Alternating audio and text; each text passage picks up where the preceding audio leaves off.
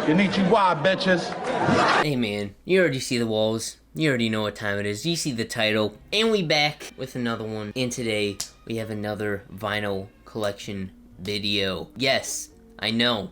It's been a year. What happened? You know, this so-called series, you know, is highly requested. What happened? I fell off. You know, I started so strong with collecting, then all of a sudden I just crashed and burned. I think it was, you know, my bank account. But yeah, we here. It's been a year. If you want to check out the first one, link to it is right here. Video quality is, you know, drastically different, I feel like. So anyways, we have 17 new records, 1 CD. Hey man, I got nothing much to say other than that. I don't even know what to talk about for each of these albums. First record I'd like to talk about is Kidsy Ghosts by Kid Cudi and Kanye West.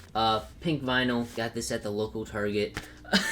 Yeah, what can I say about this project, man? It's perfect. This project is literally a 10. Kid Cudi's best performance of his career. Kid Cudi's very, very inconsistent solo-wise. Kanye, you know, Kanye literally went crazy in 2018. This project proves why he went absolutely crazy. Through all the adversity that both these guys went through, and for them to come together and make a work of art like this is absolutely crazy. The production from Kanye, ridiculous.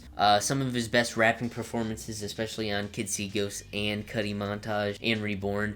Reborn definitely has me, you know, crying in my bed every single night because it's so beautiful. Cudi's hum transcends you to a different planet. Yeah, there's not much I can say that hasn't already been said about this project. It's just phenomenal. Anyways, next project we have Earl Sweatshirt with I Don't Like Shit, I Don't Go Outside, and I knew the glare with the lighting was gonna mess it up. Yeah, I'm just gonna have to cope. What is there to say about this, man? Top 3 Earl project. Earl's rapping has always been top tier, top notch. But for people who like more accessible stuff, you don't like experimental mixes, this album's for you. Tracks like Off Top, Huey, Faucet, Grief. Pretty much all of side A definitely have you in pain. I can't even hold you. You definitely live up to this name of the project. You do not like shit and you will not go outside. This album's great, top to bottom, man. Damn near perfect. Some dope features from Nickel and Vince Staples. I do like the cover art on the vinyl way more than what's on streaming. I think this fits the aesthetic way more. It's so eerie and ominous and dark, like this album. So this album's fire. This album's great.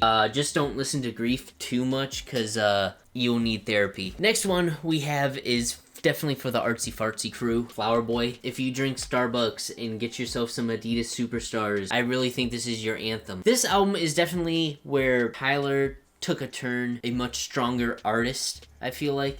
Up to this point, you know, his discography was very, very lackluster, to put it lightly, you know what I'm saying? And this right here definitely was the turn. From here on, the artistry and the rapping only got better.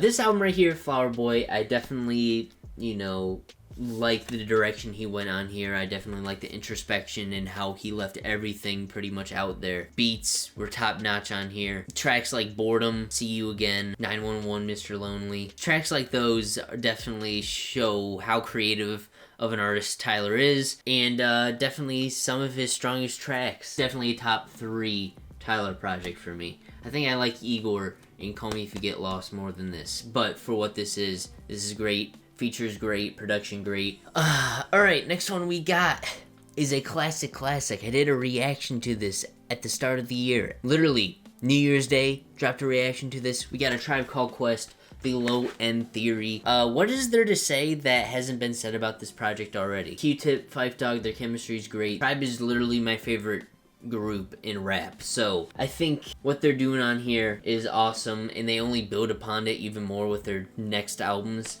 And this album is very, very influential.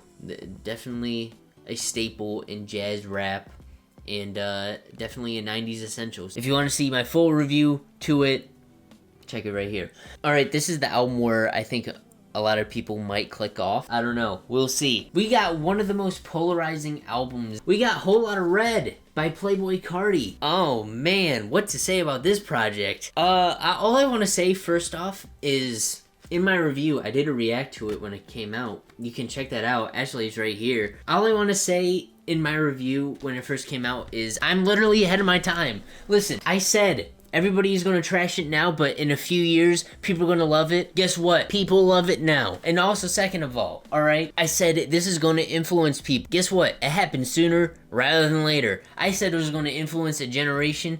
Well, guess what? The Cardi influence is real. You got guys like Yeet, Sofago, and Ken Carson dropping all last year and literally copying Cardi's style. You even have Drake copying Cardi's style on Scary Hours too. All I'm saying is I'm telling y'all that I'm the fucking best at this reaction review shit, and you need to stop sleeping on me, cause I know what I'm freaking talking about. Stop fucking playing. Yeah, nah, this album is dope. Literally, if you want your neck to break, this is literally the album for it. This is definitely a cult classic, nonetheless. And it's only been out for like a year and 1 month. I pretty much everything I've said in the first review of this album still stands, I feel like. I don't think there is one terrible track on here. The only track I kinda am on is Bino, and that's about it. But everything else I relatively feel the same on. Next one we have, I mean, you already see it. The Blueprint by Jay-Z. Classico. Not much to say about this project that hasn't already been said. This is a top tier Jay-Z project. Top 3 Hove project in my opinion. Man, if you want to check out my Jay-Z tier list, check it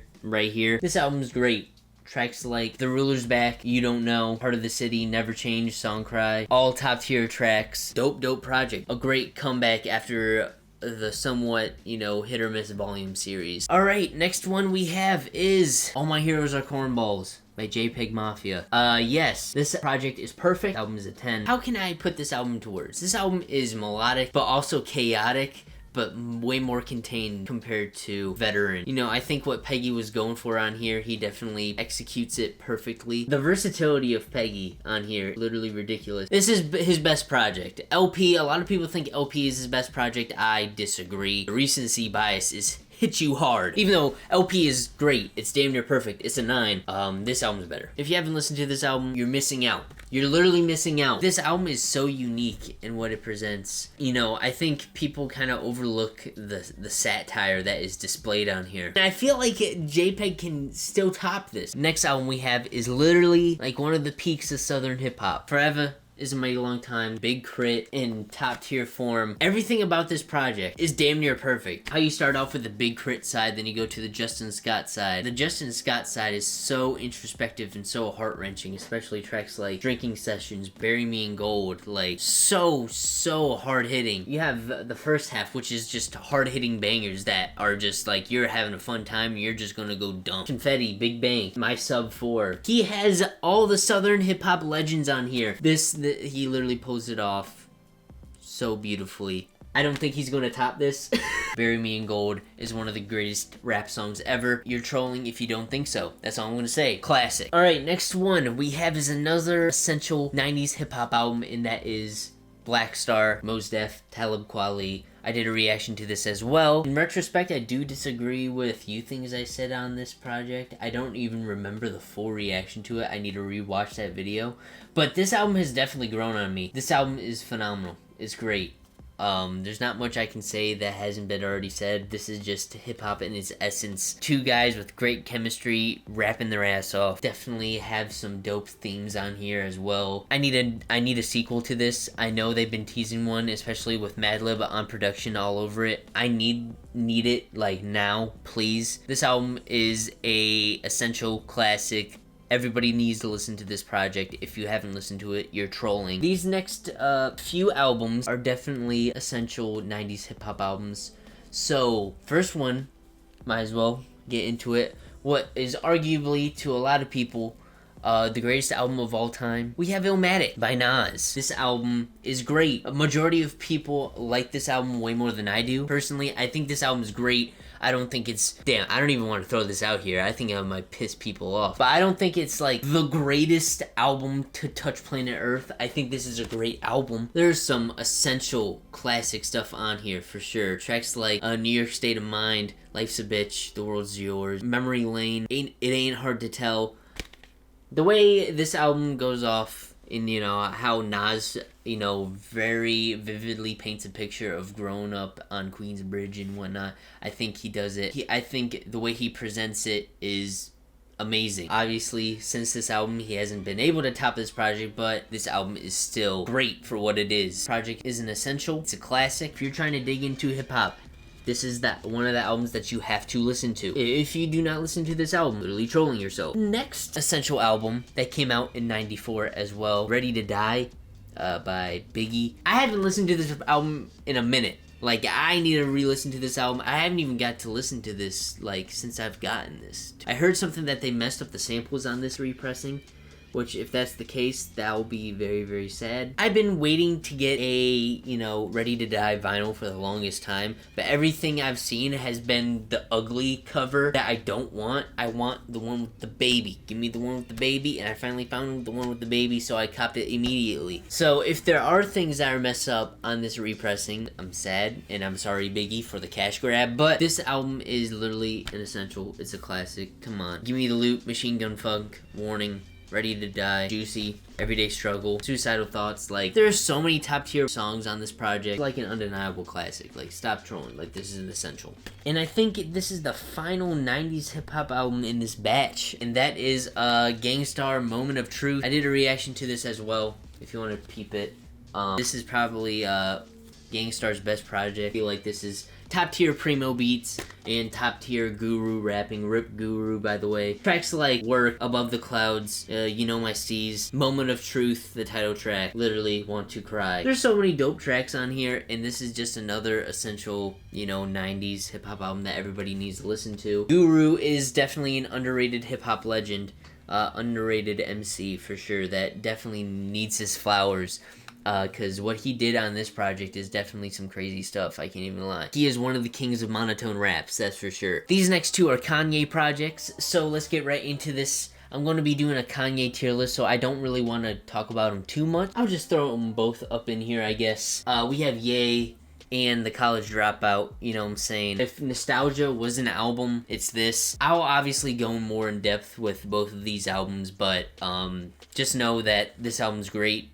And definitely a very, very dope debut project from Kanye. The reason why I'm not talking about this album too much and this album, I'm going to be doing a Kanye tier list, so I'll have more depth there. So, yeah. We have is Ye. It's short, straight to the point, but I feel like it's some of Kanye's most introspective work in his discography. One of my personal favorite Kanye projects.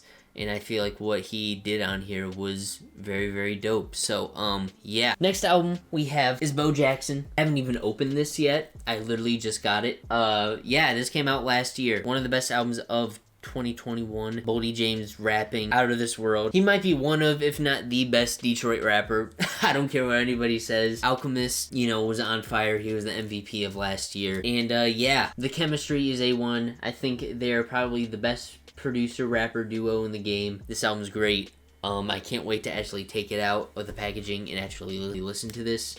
So, yeah, that'll be a fun time. So then, the next project we have, probably one of my favorites, if not my favorite rap project ever, Mad Villainy by MF Doom and Madlib. What is there to say, man? There's literally nothing to say that hasn't been said before. I did a reaction to this, my very first reaction to this project, and beats are top tier. Doom's rapping is literally perfect. Me explaining this album is hard because just how great it is. You just have to listen to it for yourself. What Doom and Madlib do on here is absolutely insane. No one has been able to match what they did on here and for what they were going for. Tracks like Accordion, like that track is like, how do you start off that hard? Accordion is probably one of, if not the best rap song ever made. How do you start off with live enough borrowed time, the clock ticks faster? That's literally the hardest opening line to any song ever. Yeah, there's not much I can say about this. Every song on here is phenomenal. Transitions perfect. Literally, in every facet, this album's perfect. No one is touching Doom and Madlib on this. I don't care what anybody says. This is it. R.I.P. Doom. Before we get into the final record, I have a CD to show off, and that is 444, aka Jay-Z's best album. If you see, like, the paper all wrinkled, it's because this was in my car when my car flooded last year. Yeah, last year was super rough. This project, I already did, like I said in the tier list video, the introspection, the emotional depth of this project is ridiculous. And it's my favorite Jay-Z project, and I think it's his best project. Short and sweet, straight to the point. Only one weak track in Moonlight, but everything else is perfect. And now we're with the final album, and that is To Pimp a Butterfly by Kendrick Lamar. Pretty sure a lot of people have already shown off everything about this project. And the reason why I didn't show like what the vinyl color looks like, because all of them are literally the same. White sleeve, black vinyl. Like, there's nothing for me to show off. This album is definitely this album is definitely genre defining in every facet. 10 out of 10 classic. Kendrick's best album. I think the concept of what it's trying to present, you can get some new perspectives every single time listening to this. The production on here, jazzy, but so lush and so beautiful. I always get mad at the argument when people say this album has no replay value. I'm like, you're literally, hey man, that's where the subjectivity comes in. To me personally, I find so much replay value out of this album. Tracks like You Ain't Gotta Lie, Hood Politics, These Walls, Wesley's Theory, Mama. Like, those tracks definitely have a lot of replay value to me, but have a lot of depth and a lot of, like, meaning to them. Kendrick is literally, no one's touching this man on this album. And, the concept, like I said before, is so meaningful, and it's so, like, there's so many layers to it. I still pull things out of it today that I didn't, like, here before, you know. And this album is aged like fine wine in every way possible. This album's phenomenal. This album's perfect. Features are perfect. This is going to be, or if not already, an essential in hip-hop. When it came out, it was an instant classic. And yeah, this album is the album that made me listen to music differently. Like, this definitely got me thinking. This, like, it helped me process music. Like, this is how impactful this album is to me. Very, very impactful album that needed to come out. It was only a matter of time, and Kendrick did it, and this is peak rap. Not much I can say that hasn't been already said. Literally watch and read every single review of this project. It's literally all praise, as it should. Anyways, that is my vinyl collection, part 2. Let me know what you guys think in the comments. But yeah, that's my collection. Hopefully I can make another one sooner rather than later. Now, hopefully not a whole year, because I like collecting vinyl. I like, you know, collecting records that I like. But, you know, sometimes you fall off, sometimes you get burnt out. I'm hoping to get back on the horse again, you know what I'm saying? So yeah, hope you all enjoyed. Like, comment, subscribe, hit that bell icon for notifications. And yeah, we'll see you on the next